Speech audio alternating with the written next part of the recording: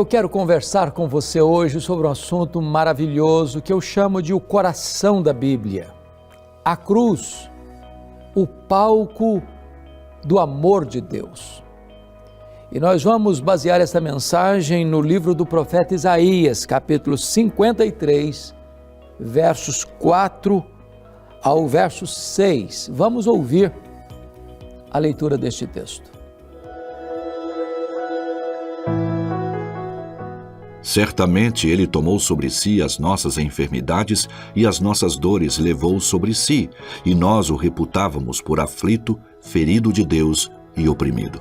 Mas Ele foi traspassado pelas nossas transgressões e moído pelas nossas iniquidades. O castigo que nos traz a paz estava sobre Ele, e pelas suas pisaduras fomos sarados. Todos nós andávamos desgarrados como ovelhas, cada um se desviava pelo caminho. Mas o Senhor fez cair sobre ele a iniquidade de nós todos. Deus ama você e esta é uma verdade incontestável. Deus não escreveu em letras de fogo nas nuvens, eu te amo. Ele esculpiu na cruz do Calvário, eu te amo. A cruz de Cristo é o palco mais eloquente e luminoso do amor de Deus por você. Deus não amou você porque viu em você algo digno de ser amado. Diz a Bíblia que Ele nos amou, sendo nós fracos, ímpios, pecadores e inimigos. Ele amou você com amor eterno e atrai você para Ele com cordas de amor. A cruz de Cristo não foi um acidente de percurso. Cristo não morreu naquela cruz por circunstâncias humanas, ou terrenas, ou econômicas, ou políticas. Ele morreu naquela cruz porque o Pai o entregou por amor. Ele veio para morrer. Ele entrou no mundo como o Cordeiro de Deus que tira o pecado do mundo. E hoje eu gostaria de tratar com você sobre esta verdade magna do cristianismo, a cruz, o palco do amor de Deus.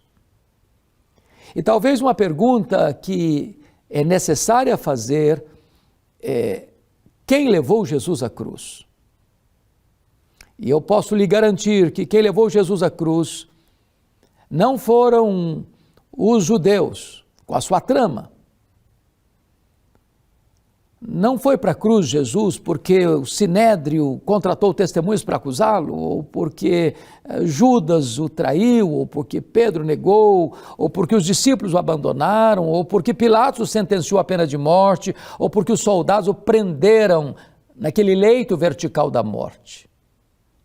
Diz a Bíblia que Jesus foi para a cruz, pelos seus, pelos meus, pelos nossos pecados. Ele morreu pelos nossos pecados. Nós matamos a Jesus. Você, eu, nós, os nossos pecados. O castigo que nos traz a paz estava sobre ele. Pelas suas pisaduras nós fomos sarados. Deus lançou sobre ele a iniquidade de todos nós. Ele foi ferido de Deus, agradou a Deus moê-lo. Porque na cruz Deus sentencia o seu Filho para não sentenciar a nós. O seu Filho sorveu cada gota daquele cálice amargo da ira para que nós pudéssemos beber da água da vida. O seu Filho morreu para que nós pudéssemos viver eternamente. Quem levou Jesus à cruz? Foi o Pai por amor. Diz a Bíblia que Deus não poupou o seu próprio Filho, antes por todos nós o entregou. Diz a Bíblia que Deus amou o mundo de tal maneira que deu o seu Filho unigênito, para que todo que nele crê não pereça, mas tenha a vida eterna. O apóstolo Paulo diz que dificilmente alguém morreria por um justo, mas Deus prova o seu próprio amor para conosco, pelo fato de ter Cristo morrido por nós, sendo nós ainda pecadores. Mas em terceiro lugar, quem levou Jesus à cruz? Diz a Bíblia que ele mesmo, espontaneamente, livremente, caminhou para a cruz. Ele chegou a dizer: ninguém tira a minha vida de mim, eu, pelo contrário, espontaneamente a dou.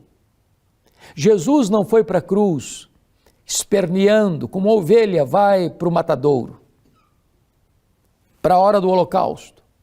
Não, diz a Bíblia que ele caminha para a cruz como um rei caminhou para a sua coroação.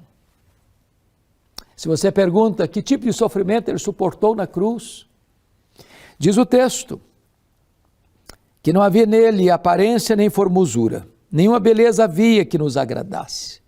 Algumas pessoas erradamente acham que Jesus era uma pessoa sem beleza física. Isso não é verdade, isso não é verdade. Ele devia ser o padrão máximo da beleza. Mas naquele momento na cruz, quando Deus lançou sobre ele a iniquidade de todos nós, quando ele carregou sobre o seu corpo no madeiro os nossos pecados, ali não havia mais beleza nele. O sol escondeu o rosto dele. O Pai escondeu o rosto dele. Naquele momento ele foi feito pecado por nós. Naquele momento ele foi feito maldição por nós. Naquele momento ele era todo ferida. Pelas suas pisaduras é que nós fomos sarados. Então, nesse momento, ele sofre exatamente toda esta angústia de receber no seu corpo, no madeiro, os nossos pecados. Mas diz a Escritura, versículo 3, ele era o desprezado e o mais rejeitado entre os homens. Ele foi rejeitado, primeiramente pelo seu povo. Veio para que era seu e os seus não o receberam. Ele foi rejeitado pelas autoridades políticas da época. Herodes quis matá-lo quando era criança. Herodes Antipas zombou dele no seu julgamento. Pôncio Pilatos, covardemente, por conveniência e covardia, o entregou para ser açoitado e crucificado. Ele foi rejeitado pelas autoridades religiosas. Os fariseus, os saduceus, os escribas tramaram contra ele. Fizeram acusações levianas contra ele, chamando-o de pecador, de beberrão, de glutão e até de endemoniado. Ele foi rejeitado pelos seus discípulos. Judas o traiu, Pedro negou e os demais acovardados se dispersaram quando ele foi preso. Ele era o mais rejeitado de todos os homens, ele suportou na cruz o desprezo. As pessoas não fizeram caso dele, meneavam a cabeça e voltavam os olhos para longe dele, tamanha agonia que ele sofreu na cruz do Calvário por amor a você, por amor a mim. Diz a Escritura que ele foi traspassado pelas nossas transgressões e moído por causa das nossas iniquidades, e agradou ao Pai moê-lo naquela cruz. Talvez as palavras são insuficientes para descrever esta cena da cruz. Não apenas estou falando das dores físicas, da asfixia, da sede atroz, das humilhações e cusparadas, dos vilipêndios, da zombaria ao pé da cruz. E ele está suportando tudo isso, a ponto de, diz a Escritura, que em pleno meio-dia o sol escondeu dele o seu rosto. E ali diz a Escritura que ele grita e clama: Deus meu, por que me desamparaste? Jesus foi desamparado naquela cruz, para que você e eu pudéssemos ser amparados. Deus transfere para o seu Filho, na cruz, como nosso fiador, representante e substituto, as nossas transgressões lançadas sobre ele. E Deus julga e pune no seu Filho para não punir a nós. E quando ele foi feito pecado, a espada da lei caiu sobre ele, porque o salário do pecado é a morte, e ele morreu a nossa morte para que nós vivêssemos a sua vida. Ele morreu pelos nossos pecados para ressuscitar para a nossa justificação. A cruz é o palco mais luminoso do amor de Deus, mas a cruz é o palco mais claro da justiça de Deus. Na cruz, a justiça e a paz se beijaram. Na cruz, ele carregou sobre o seu corpo, no madeiro, os nossos pecados.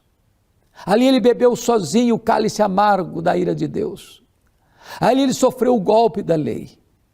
Ali ele sorveu todo o sofrimento que o nosso pecado merece. E ele morreu no nosso lugar, em nosso favor, vicariamente, como prova do amor de Deus, como evidência da sua graça maior do que a própria vida. Como é que ele reagiu diante da cruz? Diz a Bíblia que, como ovelha muda, ele não abriu a sua boca. Ele não fuzilou com a sua ira santa aqueles que zombavam, que escarneciam, que cuspiam no seu rosto. Quando o Sinédrio costurou contra ele duas acusações, blasfêmia contra Deus e conspiração contra César, os soldados zombaram dele nessas duas acusações. Primeiro, vestindo-o com a túnica, se ajoelhando diante dele zombeteiramente para adorá-lo, dizendo: "Você é Deus? Então estamos aqui te adorando", de forma vil, escarnecendo, zombando, vilipendiando o Filho de Deus.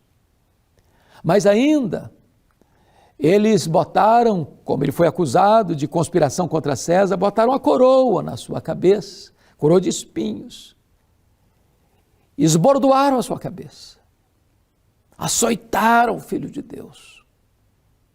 E ele suportou todo esse suplício, diz a Bíblia, lá em Hebreus 12:2, pela alegria que lhe estava proposta. Não levou em conta a ignomínia da cruz, a alegria de comprar você com seu sangue e de resgatar você com a sua morte substitutiva.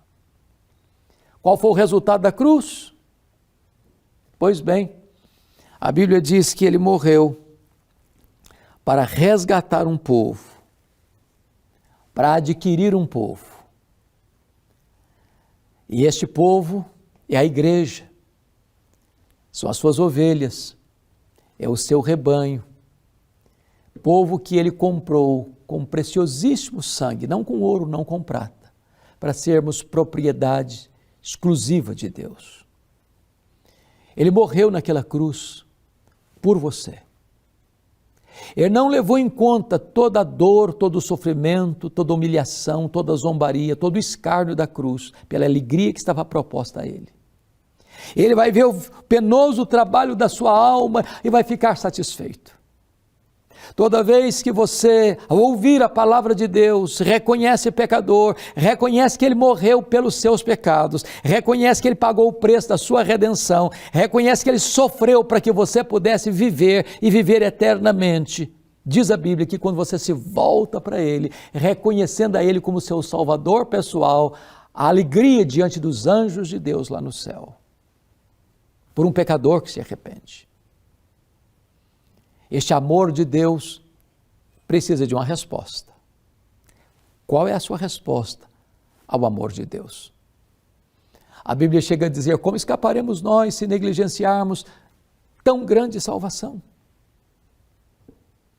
Eu quero lhe dizer que o amor de Deus por você é maiúsculo e é superlativo. Não há outra forma maior de Deus demonstrar que ama você do que a cruz. Se você quer saber quanto Deus ama você, olha para a cruz. Lá devia estar eu e você. E Deus entregou o seu próprio Filho para nos poupar, para nos perdoar, para nos salvar, para nos redimir. Hoje é o dia da sua entrega. Hoje é o dia da sua decisão. Se você agora reconhecer que você é um pecador, carente da graça de Deus, que você não pode salvar a você mesmo, você não pode perdoar a você mesmo, você não pode libertar a você mesmo. Mas se agora mesmo você reconhecer que Jesus morreu, não como um mártir, não porque sucumbiu ao poder de Roma, não porque foi uma vítima indefesa das tramas do sinédrio judaico, mas se você reconhecer que ele morreu deliberadamente pelos seus pecados, para dar a você a vida eterna, se agora você reconhecer-se pecador e confiar nele como seu salvador pessoal, você tem nele agora mesmo a vida eterna, a alegria e a segurança da sua salvação. Eu vou orar com você, eu vou orar por você. Deus, eu te agradeço pela obra sacrificial, vicária, substitutiva de Cristo na cruz do Calvário, revelando-nos de maneira singular e máxima e superlativa o teu grande amor por nós. Ó Deus, aplica esta palavra ao nosso coração e faz um milagre na nossa história, trazendo-nos a alegria da vida eterna em Cristo Jesus. Aplica, Pai, rogamos-te esta palavra ao coração daqueles que nos assistem. É a nossa oração, em nome de Jesus. Amém.